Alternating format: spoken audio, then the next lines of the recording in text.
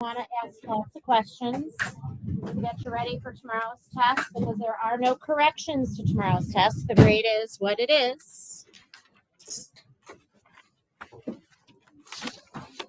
Morgan, why don't you have a seat? Say what? Okay, I give you the answers to the packet so you can check them out, and then I'll talk about how we're going to go through it.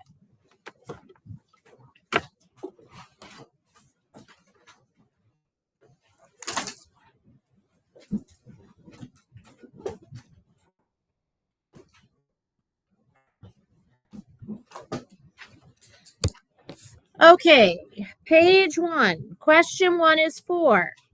Question 2 is 1. Question 3 is 1. 4 is 1. 5 is 1. 6 is 3. 7 is 1. 8 is 3. 9 is 1. 10 is 3. 11 is 1. 12 is 1. 13 is 4. 14 is 4. 15 is 2. 16 is 1. 17 is 4. 18 is 3. 19 is 4. 20 is 2. 21 is 4. 22 is 3. 23 is 1. 24 is 2. 25 is 2. 26 is 2. 27 is 1. 28 is 4. 29 is 2. 30 is 3. 31 is 1. 32 is 2. 33 is 2. 34 is 2. 35 is 4. 36 is 2. 37 is 1. 38 is 4. 39 is 1. 40 is 2. 41 is 3. 42 is 3. 43 is 1. 44 is 2. 45 is 2.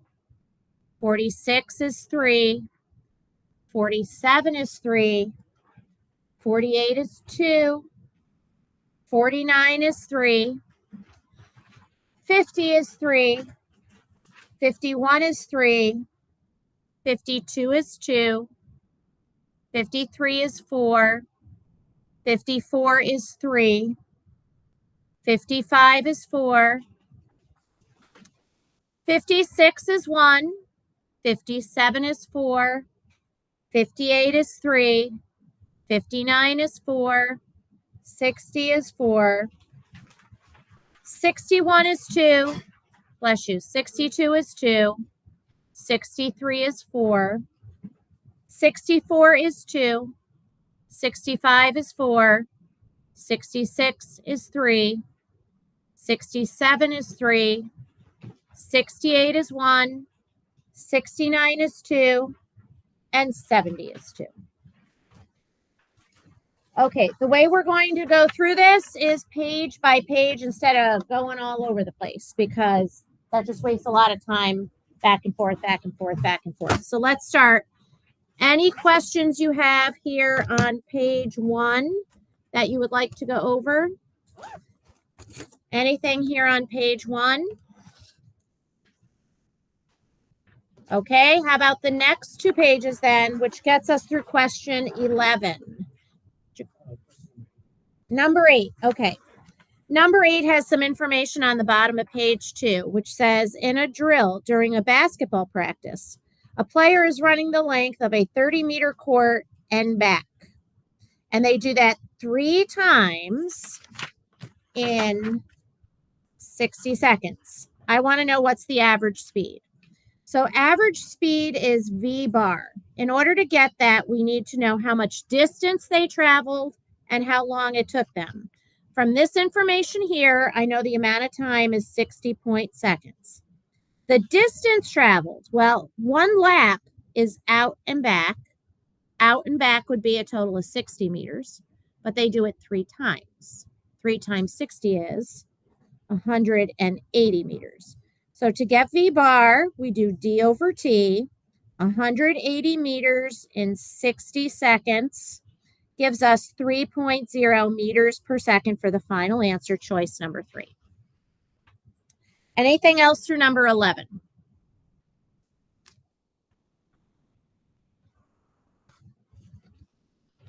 If you guessed, that's a question you want to be asking about, Caroline.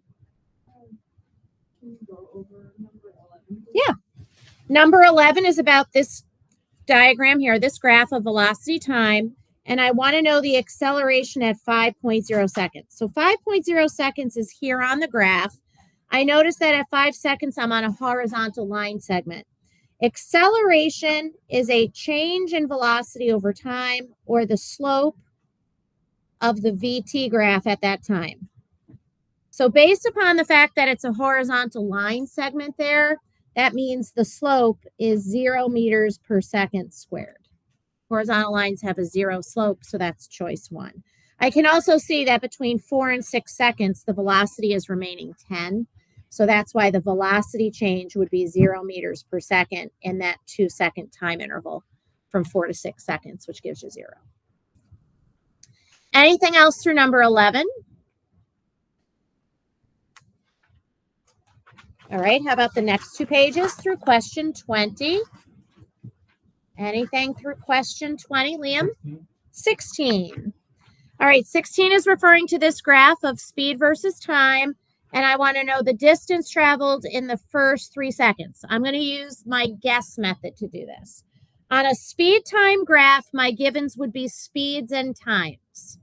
In the first 3 seconds, it means that my VI read from the graph would be a value of 0 meters per second. The VF would happen at 3 seconds. I come up and go over and see that my VF is 8.0 meters per second. The amount of time is 3.0 seconds, and I'm looking for the distance traveled. We use the equation V bar is D over T, so the distance is the average speed times 2. The average speed. We don't have the average yet. I'm giving you 2 speed values. How do you get the average of 2 speeds? That's right. We learned that to get an average of speed values, when you have more than one, you add them up and you divide by 2. So what is the average of 0 and 8? 4. 4.0 meters per second. So I'm going to plug in 4.0 meters per second times 3.0 seconds, which gives me 12 meters for the answer, choice number 1. You could do it by calculating the area under the graph as well. If I want to stick with guess method, I think that's a little bit easier to work with. And you never have to ask yourself, is it a slope or an area? Anything else you want to ask about through question 20? Yes, Manur? 18. So we are accelerating from rest to a speed of 50 meters per second in 5 seconds. What's the average speed? Let's list our givens, Manur. We have a VI of 0 meters per second. We have a VF of 50 meters per second and a T of 5.0 seconds. I'm asking you for V bar. So notice I've given you 2 speeds. I want the average of those 2 speeds. What are you going to do? You should be adding those 2 speeds up and then dividing by 2. So the average of 0 and 50 is 25 meters per second for the average speed. Choice number 3. The time was irrelevant. Anything else through number 20? Gianni? 19. Okay, so circling what I know. I am starting from rest.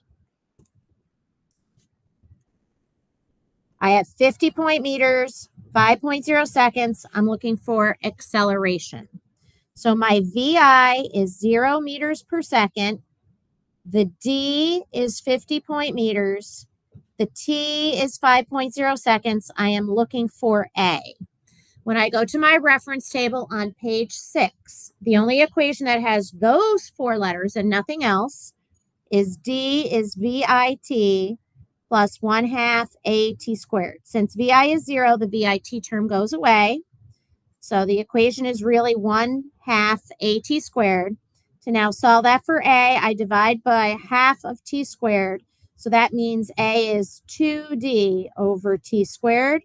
So that is 2 times 50 meters over 5.0 seconds, which must get squared. So that's 100 over 25, which is the same thing as 4 meter per second squared, choice 4.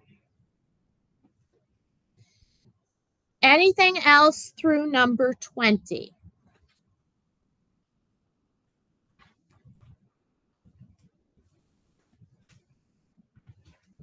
Yes. Number 13. All right, number 13 is showing you 2 individual velocities, but I'm asking you for the resultant of those. We talked about resultants back in Unit 2 when we had to find a resultant displacement using the head-to-tail method. You would do the same thing, head-to-tail method, with these. So what I do is I move these 2 vectors head to tail. Draw them head to tail, just like I did there. I'm putting the tail of this vector at the head of that one, keeping its direction and length, which means the resultant is right there, pointing down and right. These 2 directions are perpendicular, so how would I find mathematically that answer? Pythagorean theorem. Now, I actually don't have to do the calculation. Here's why. I know that if something is moving down and right simultaneously, my answer is down and right together. That means choice 1 is out because that's not down and right. And choice 3 is out because that's not down or right. I also know that side V, what I'm looking for, is the hypotenuse of a right triangle. The hypotenuse of a right triangle is always larger than either leg. It's got to be bigger. Which one is bigger? It can't be 2. Why can't it be 2? That's the same as this leg of the triangle. Can't happen. It's got to be longer. But you can get that value using a squared plus b squared equals c squared, and that's what you would get if you did it mathematically. But I don't need to do it because I can just use process of elimination.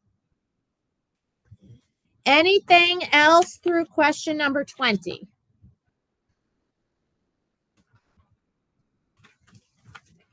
All right, let's go to the next 2 pages then through question 28. Anything through 28, Caroline? 23, sure. So we're going 90 point meters due north in 15 seconds, and then 40 point meters due south in 5 seconds. I want to know the average velocity in that 20-second time. All right, so I'm looking for V bar with the arrow. In order to get V bar, we need to know the displacement and the time. The time was given total as 20 seconds. To get the displacement, I'm going to make a sketch. I know first I go 90 meters north, and then I got to turn around and come back 40 meters south. The displacement goes from your start to your ending location. So how much is that displacement? It's going to be 50 point meters pointing north. So to get the V bar with the arrow that I'm looking for, we take the displacement and we divide by the time. That is 50 point meters going north over 20 point seconds. 5 divided by 2 is 2.5 meters per second, and the direction of your displacement and your velocity are the same. So that is 2.5 meters per second north, just the magnitude is 2.5 meters per second. Anything else through question 28? Liam? 22. So we're going 5.0 meters per second to the east, and the river is going south at 3.3 meters per second. What is that resultant again? So if you think back to the last question where we did a resultant, we said we have to draw these 2 arrows, the 2 vectors, head to tail. Head to tail. So east is to the right. Its value is 5.0 meters per second. And then we're going to go south at 3.3 meters per second. The resultant goes from the start point to the end point. And that, in this case, is the velocity. How are you going to get the hypotenuse? Yes, use your Pythagorean theorem again. So obviously it's not 3.3 and it's not 5. It's either 6 or 8.3. So we're going to work that out on our calculator. 6.0 squared plus 3.3 squared. Take the square root of that, and that gives you 6.8. Did I do that right? No. 5 squared plus 3.3 squared. Then take the square root of that, and that gives me 5.99, so 6.0 meters per second for the correct choice. Anything else through 28? Ashley? 21? Okay. Here I'm showing you a graph of displacement time, which is very much like a position time graph. And I want to know the total distance traveled. What I'm going to do is draw this on a number line instead of here on the y-axis. Remember, the number line would look like this. Here are my positions on my number line. So I'm going to draw that number line here, where here is the 0 meter position, and the furthest position I go out is 16 meters. Between 0 and 8 seconds, I am traveling to the right. The graph is going up. And I'm starting off at a position of 0, and I am ending at a position of 16 meters. So I went from here to here. Then notice what happens at 8 seconds. Now I'm going to go left, starting at the 16 meter position and then ending at the 8 meter position. So 8 meters would be here on the number line. I'm coming back. To get the distance, I don't care about the directions. I just add the sizes of those arrows. So that distance would be 16 meters plus 8 meters, which is 24 meters, choice 4. Okay? Anything else through 28?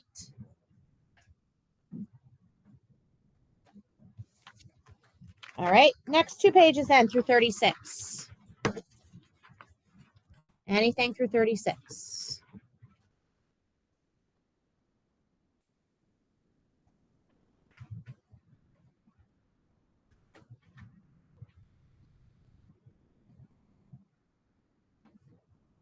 Angela? All right, 35. Oh, look at that term again. Resultant. Looking for the resultant of these 2 velocity vectors that I'm showing you in the picture above. Now, there's a problem with the way this picture is drawn. I have the tail of each vector touching each other. That's not how we do it. We always do it head to tail. So I'm going to keep one of them the way it's written to the right. And then this one has to slide over to the head of the other, keeping its length and direction. The resultant velocity goes from where I start to where I end up. So that arrow pointing up and right, it's a combination of these 2, up and right. It's got to go up and right. We would then be looking for that. And those 2 vectors are perpendicular. So how would we get it? Yeah, you're going to use Pythagorean theorem again. We know it can't be 1.5 because that's the length of this leg. It can't be 0.49 because that's smaller than both legs. It's got to be bigger than those legs. So now what I'm going to do is work that out on the calculator to figure out which of the other 2 it is. And when I use Pythagorean theorem, I get 1.7 meters per second, choice 4.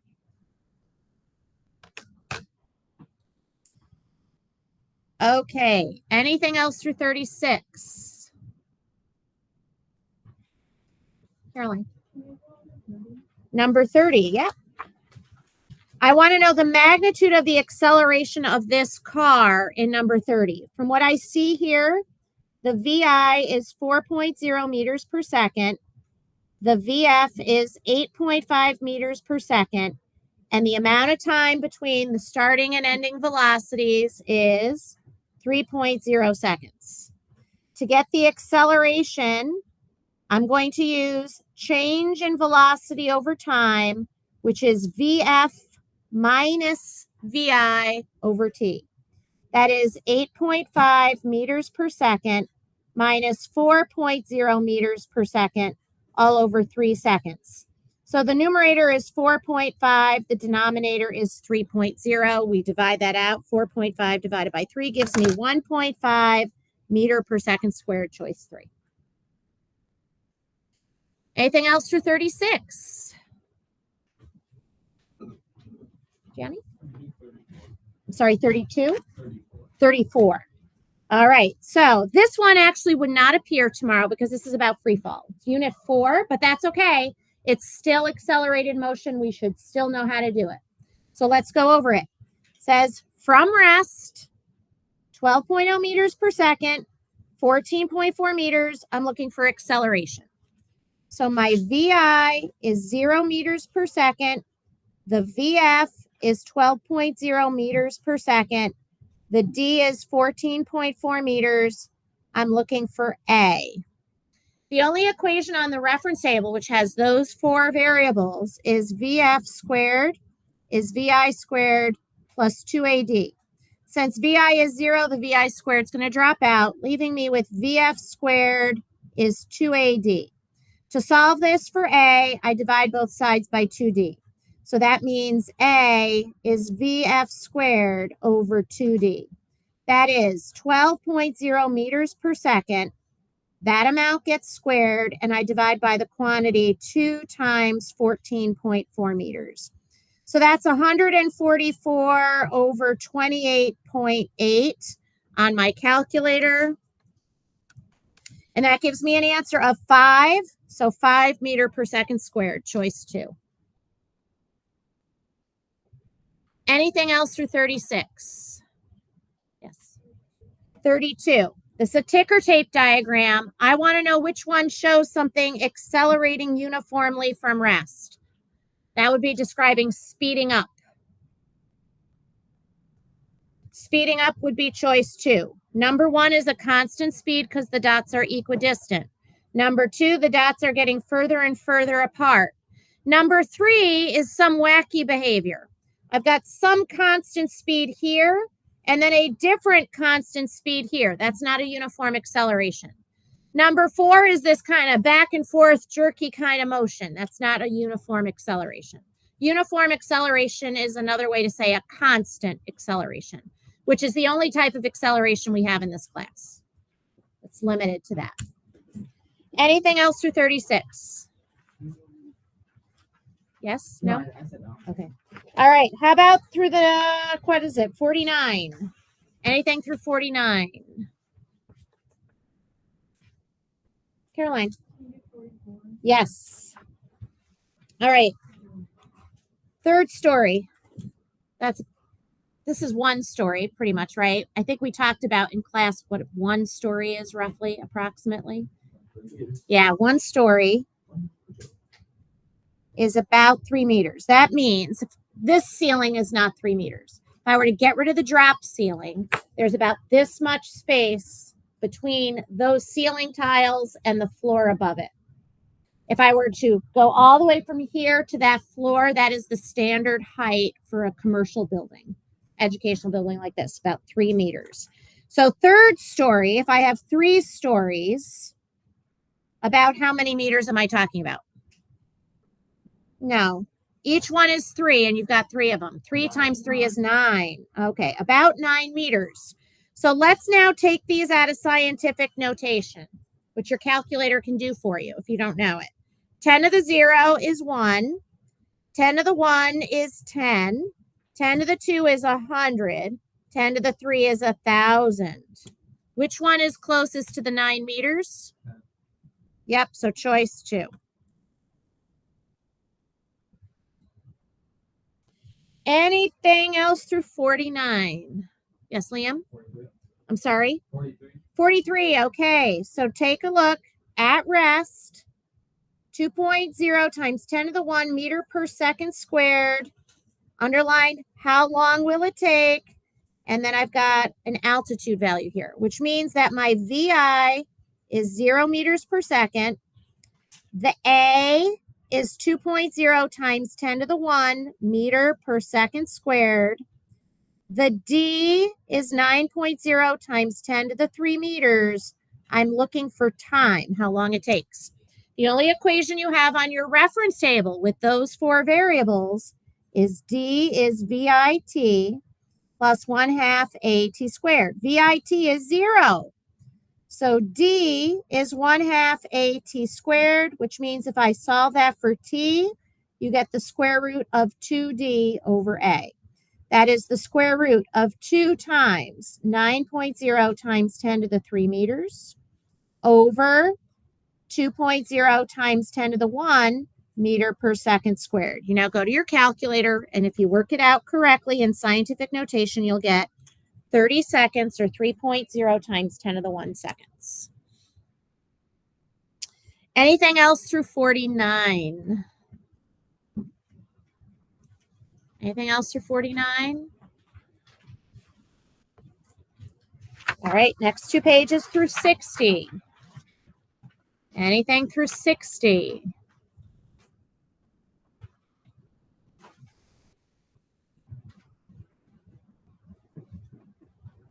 Caroline?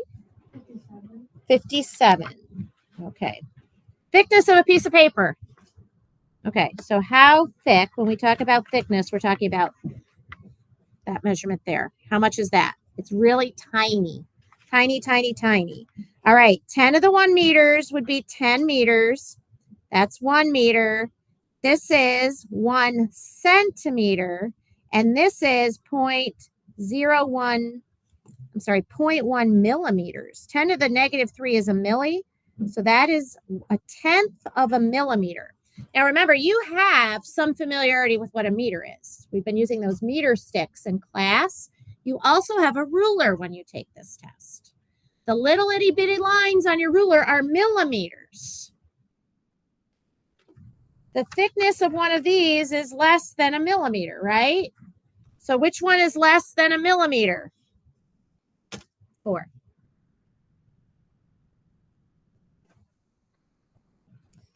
Anything else through 60? Every Regents exam has one approximation of a measurement. So we'll go over lots of lengths and masses and times and weights, all different kinds of things. So you have approximations in the metric system. Nothing else through 60? All right, then how about the last 2 pages through 70?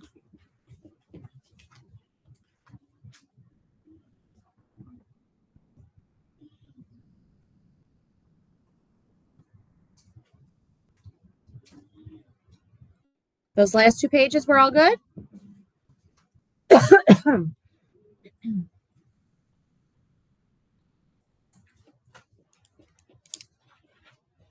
Is that a yes? We're good, or no? We're still looking.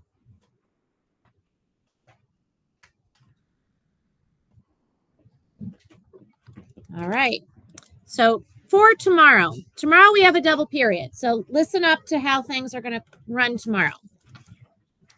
Period 8 will take your quarter test.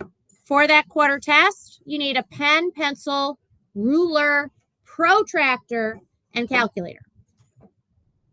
We just went over 70 multiple choice questions. How many multiple choice are going to be on your test tomorrow?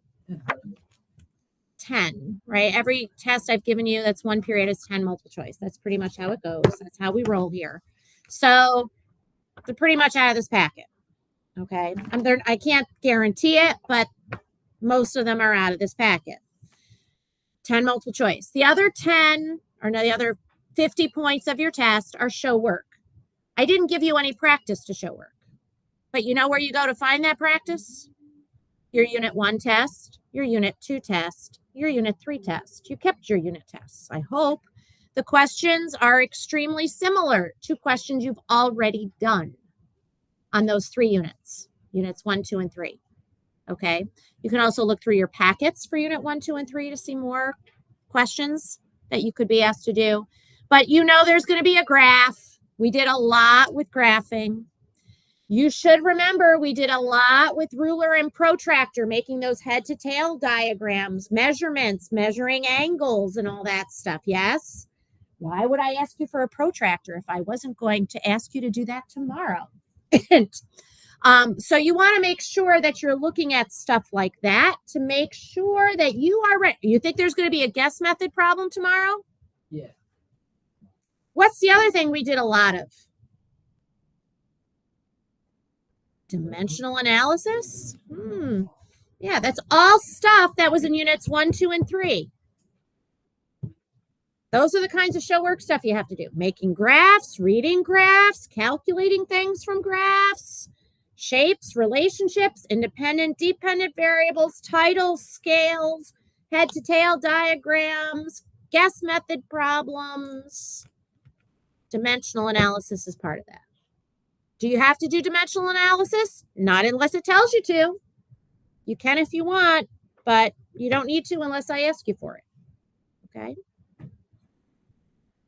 Anything else?